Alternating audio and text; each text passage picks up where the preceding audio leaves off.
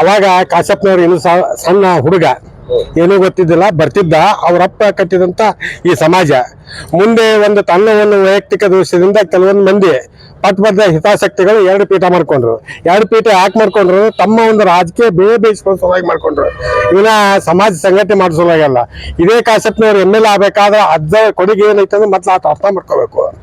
ಆಮೇಲೆ ಮೊನ್ನೆ ದಿವಸ MP ಎಲೆಕ್ಷನ್ ನಲ್ಲಿ ಟಿಕೆಟಿಗೆ ತನ್ನ ಹೆಂಡತಿಗೆ ದ್ರೋಹ ಮಾಡಿದಂತ ಇವನೊಬ್ಬ ನೀಚ ಶಾಸಕ.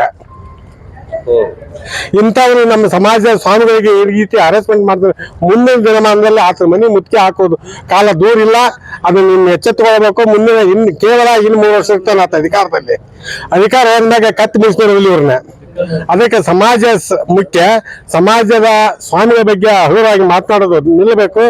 ಸಮಾಜದ ಒಂದು ಉಪಯೋಗ ತಗೊಂಡು ಅದು ಏನು ಅಂತಿದ್ರಲ್ಲ, ಸಮಾಜದಿಂದ ಉಪಯೋಗ ತಗೊಂಡು ಕೆಲಸ ಮುಗಿದ್ಮ್ಯಾಗ ಏನೋ ಅಂತ ಒಂದು ಶಬ್ದ ಅಂತಿದ್ರು. ಆ ರೀತಿ ಕಾಶಪ್ಪನವರ ನಡಿಗೆ ಆಗಿದೆ. ಅದನ್ನ ದಯವಿಟ್ಟು ಇವತ್ತಿನ ಹೇಳಿಕೆಯನ್ನು ವಾಪಸ್ ತಗೊಂಡು ಅಜ್ಜವ್ರಿಗೆ ಬಂದು ನನ್ನ ಕ್ಷಮೆ ಕೇಳಬೇಕಂದ್ರೆ ನಾನು ಈ ಮೂಲಕ ಕೇಳ್ಕೊಂತ ಇದ್ದೀನಿ. ಕ್ಷಮೆ ಕೇಳಿದ್ರೆ ಇಡೀ ರಾಜ್ಯದ ಸಮಾಜ ಬಾಂಧವರು ಏನ್ ಮುತ್ತಿಗೆ ಹಾಕುವ ಕಾರ್ಯಕ್ರಮದಿಂದ ಹೋರಾಟ ಮಾಡ್ಬೇಕಂದ್ರೆ ಮಾಡ್ಕೊಂಡು ಆತ ಮನೆ ಮುತ್ತಿಗೆ ಹಾಕುವ ವ್ಯವಸ್ಥೆ ಮಾಡುತ್ತೆ. ವೀರಣ್ಣ ಅಣ್ಣಿಗೇರಿ, ತಾಲೂಕಾ ಪಂಚಮಸಾಲಿ ಸಮಾಜ ಕೂಕ್ನೂರು.